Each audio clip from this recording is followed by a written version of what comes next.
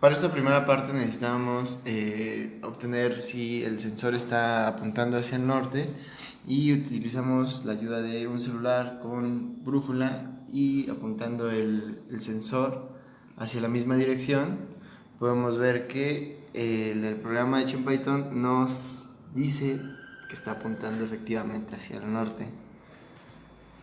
Y aquí pues se puede ver que está como en paralelo el celular con el sensor.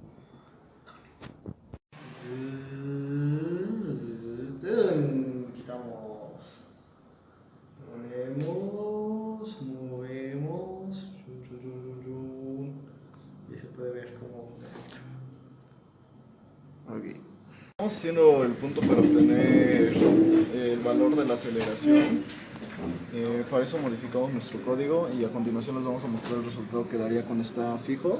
Nos da 9.81 de aceleración, que es un G. Eso pues por la gravedad que se tiene. El código se puede ver aquí. Lo único que hicimos fue sacar la magnitud de todos los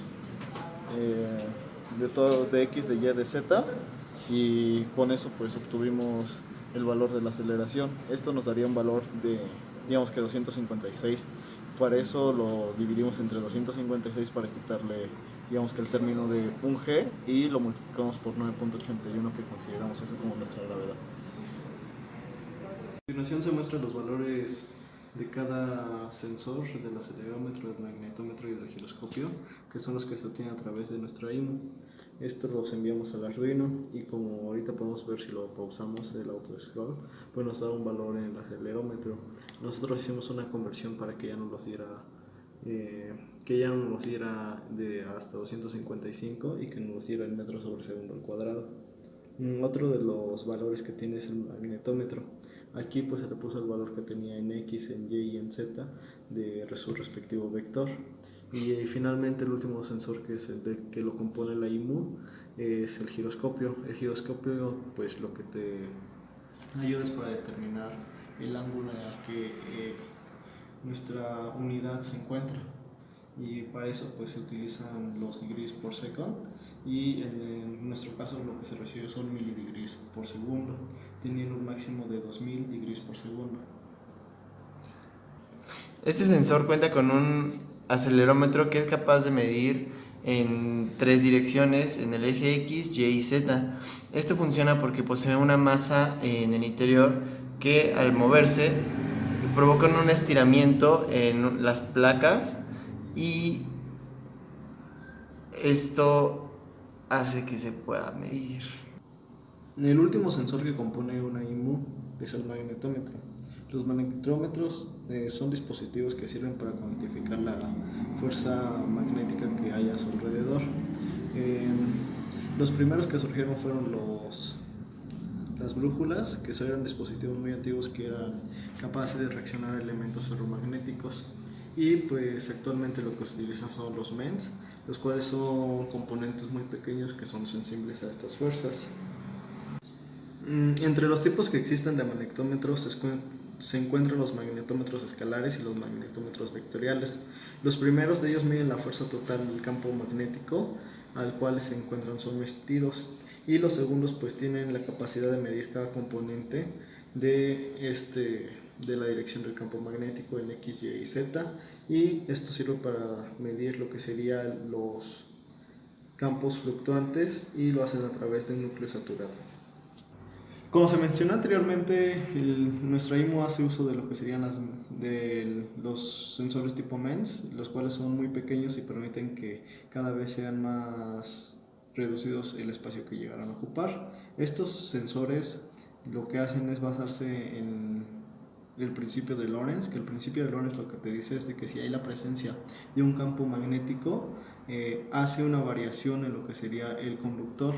Esto provoca un micromovimiento mecánico, el cual es capaz de detectarse electrónicamente u ópticamente. Para esto se pueden utilizar distintos como elementos sensibles, como lo podrían ser los piezoresistivos y los transductores electroestáticos.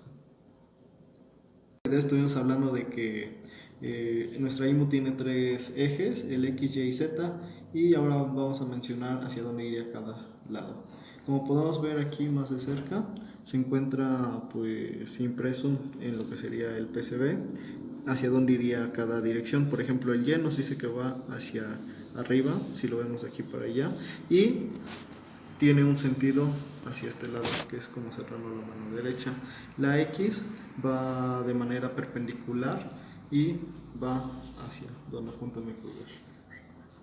Finalmente, la última dirección que tenemos es la Z, que la Z va hacia abajo. Esto nos lo indica este circulito con una X, que sería como si vieras una flecha desde el lado trasero.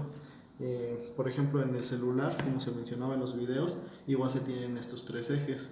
El eje Z es el que va hacia arriba, el eje X es el que está de manera vertical y el Y es el que se encuentra de manera perpendicular. El circuito implementado para este sensor es muy sencillo, ya que solo necesita de 4 cables para poder funcionar. El cable que va a tierra y a voltaje funciona con 5 volts y tienen sus poder realizar la comunicación utiliza el protocolo I²C, donde ocupa dos cables, el SCL y el SDA. El SCL se encarga de mandar una señal de reloj para que tanto el Arduino como el sensor se encuentren sincronizados, y el SDA es el cable por donde se envía toda la información.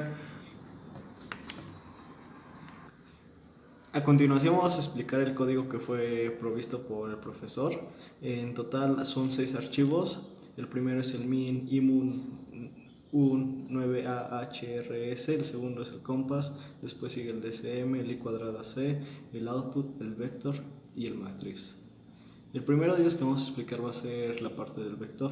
La parte de vector es para que nos ayude a hacer ciertas operaciones matemáticas que, pues como lo explicamos anteriormente, pues tiene X, Y y Z, por lo tanto se tienen que hacer operaciones vectoriales. La primera operación que encontramos es simplemente una multiplicación de cross product, que pues eso, como pues lo podemos saber, que si haces una multiplicación de un vector y otro a través del cross product, pues lo que hace es multiplicar el primer elemento por el segundo elemento y después eso ponerlo como el primer elemento del vector resultante. Para la siguiente parte se multiplica el de abajo por el de arriba, en dado caso de que sea el vector de 2 por 2, y a eso se le agrega un signo negativo. El siguiente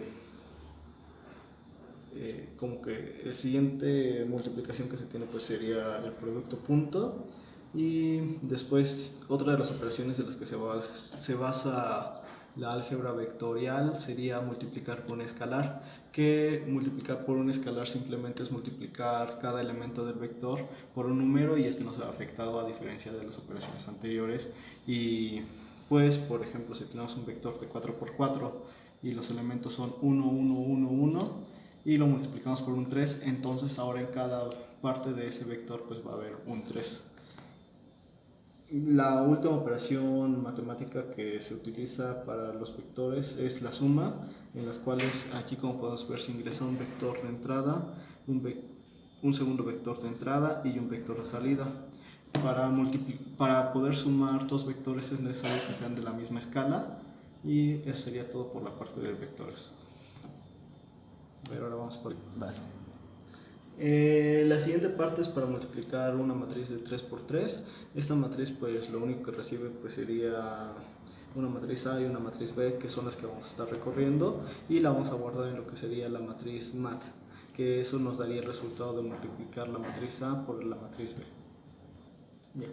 Como mi compañero Mura anteriormente comentó, para comunicarnos con lo que sería la IMU se utiliza la comunicación I²C, por lo tanto se hace uso solamente de dos cables, uno para el clock y el otro para enviar y recibir información. Para poder determinar con qué elemento nos queremos comunicar, pues aquí se incluyeron algunos procedimientos que fueron realizados por Doug Weibel y José Julio, y pues estas otras personitas que tenemos acá abajo. Ujú. En esto pues lo que se hace es inicializar el I²C a través del wire.begin y pues empezamos a inicializar cada elemento de la comunicación, como podría ser el giroscopio, el acelerómetro y el magnetómetro. Para estos tres casos pues se tiene tanto la parte de lectura como la parte de escritura, que para la parte de escritura simplemente nos sirve para decirle que nos queremos comunicar con este otro elemento.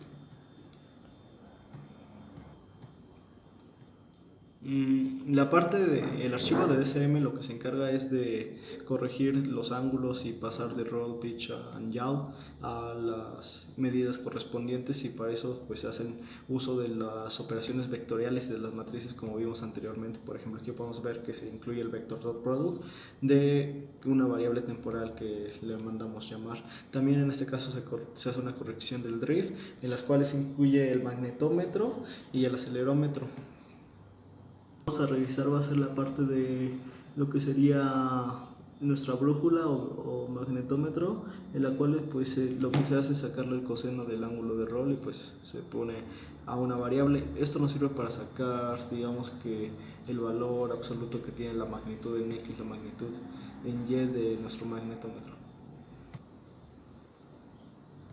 Y en este archivo del min IMU 9HRS es donde se inicializan todas las variables, donde se define en qué puerto va a estar definido la entrada, la salida y qué operaciones van a ser para realizarse. Por ejemplo, en este caso se ocupa la variable giro X, giro Y y giro Z para darnos digamos que la magnitud en mdps, y eso nosotros posteriormente, aquí lo podemos ver en el archivo de output, los ocupamos para poder imprimir la información que se nos solicitaba.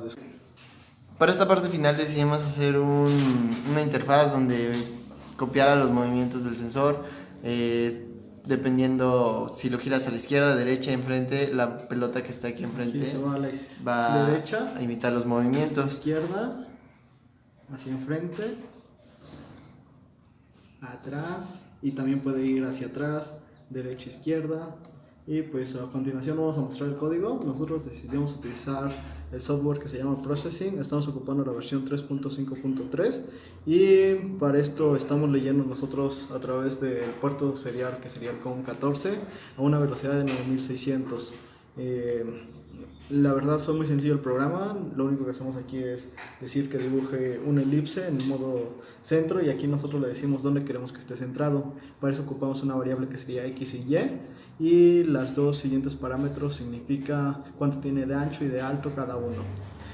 Cuando le hicimos la parte de increase X, lo que hace es aumentar píxel por píxel, y si X es mayor a 460, entonces pues el valor se queda en 460, y en la otra parte si Y es mayor a 460 se queda en 460, para evitar que se nos salga de la pantalla el circulito.